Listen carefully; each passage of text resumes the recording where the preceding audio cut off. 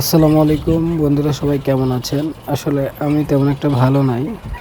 আমি গত পরশুদিন গেছিলাম মৌলভীবাজার।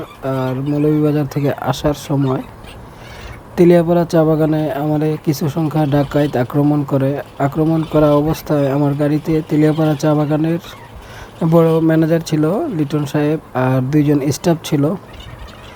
ঠিক সেই সময় ডাকাতে যা কিছু নেওয়ার মোবাইল এবং মানিব্যাগ তারা কিন্তু নিয়ে নেওয়ার পরে লাস্ট পর্যায়ে তারা আমার কাছে বলল যে আপনার গাড়িটা দিয়ে দেন, গাড়িটা না দিলে আপনাকে মাইরা ফেলাবো।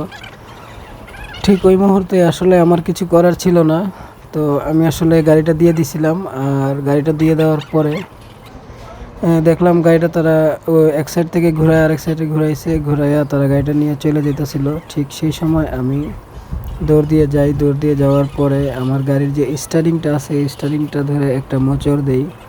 আর মোচড়টা দেওয়ার সাথে সাথে গাড়িটা ঘুরে একটা গাছের সাথে লাগে।